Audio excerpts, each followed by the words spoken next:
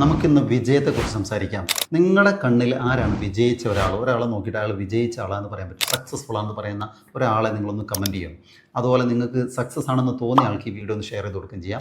നമുക്ക് ആ സക്സസിനെ ഒന്ന് ഡിഫൈൻ ചെയ്യാം, പല രീതിയിൽ ഡിഫൈൻ ചെയ്യാമെങ്കിലും ഞാൻ പറയാം, സക്സസ് എന്ന് പറഞ്ഞാൽ നിങ്ങൾക്ക് നല്ല പണമുണ്ട് നേരത്തെ, ഒരുപാട് പണമുണ്ട്, പക്ഷേ നിങ്ങൾക്ക് ഒരു നല്ല ഫാമിലി ഇല്ല, ചെറിയൊരു ഫാമിലിയുള്ള ഫാമിലിനെ അടിച്ചു പിരിഞ്ഞ ഫാമിലി ആണെങ്കിൽ സത്യത്തിൽ നിങ്ങൾ സക്സസ് അല്ല എന്നാണ് പറയുക. പണം ഉണ്ടായിട്ട് കാര്യമില്ല, നല്ലൊരു ഫാമിലി വേണം. ഇനി നിങ്ങൾക്ക് നല്ല ഫാമിലി ഉണ്ട്, വലിയ ഫാമിലിയാണ്, അതിനകത്ത് എല്ലാവരും നല്ല ബന്ധമാണ്, നല്ല സൗഹൃദത്തിലാണ്, പക്ഷേ നിങ്ങൾക്ക് ഒട്ടും ആരോഗ്യമില്ല, നിങ്ങൾ ഒട്ടും ആരോഗ്യം ശ്രദ്ധിക്കാതെ നിങ്ങൾ അസുഖബാധിതനായിട്ട് കിടപ്പിലാണ്, അപ്പോഴും നിങ്ങൾ സക്സസ്ഫുൾ ആണെന്ന് പറയില്ല. നിങ്ങൾക്ക് നല്ല പണമുണ്ട്, നല്ല ആരോഗ്യമുണ്ട്, പക്ഷെ നല്ല ഫാമിലി ഇല്ല, അപ്പോഴും നിങ്ങൾ സക്സസ്ഫുൾ അല്ല എന്ന് പറയാം. എന്ന് പറഞ്ഞാൽ ഏതെങ്കിലും ഒരു മേഖലയിൽ നന്നായിട്ട് പണം ഉണ്ടാക്കിയാൽ അതിൻ്റെ ഒരു അച്ചീവ്മെൻ്റ് ആണ്, അതിലൊരു നേട്ടം ഉണ്ടാക്കിയ ആളെന്നേ പറയാൻ പറ്റൂ.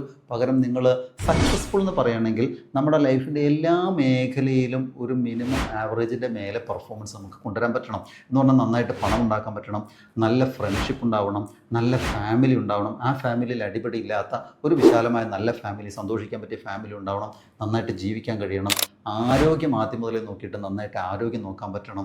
അങ്ങനെ എല്ലാ മേഖലയിലും ഒരു ആവറേജിൻ്റെ മേലെ പെർഫോം ചെയ്യുന്ന ഒരാളുണ്ടെങ്കിൽ സത്യത്തിൽ അയാളാണ് സക്സസ്ഫുൾ എന്ന് പറയുന്നത്. സ്കൂളിലെ പരീക്ഷയ്ക്ക് എല്ലാറ്റിനും ഒരു 80-90% മാർക്ക് കിട്ടിയാൽ അയാൾ നല്ല സക്സസ്ഫുൾ ആണെന്ന് പറയാം സ്കൂളിലെ ലെവലിൽ.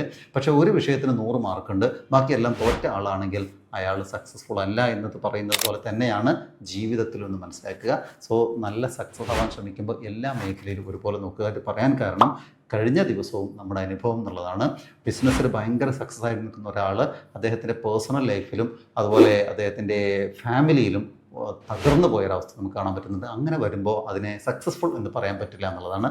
B practical in your life.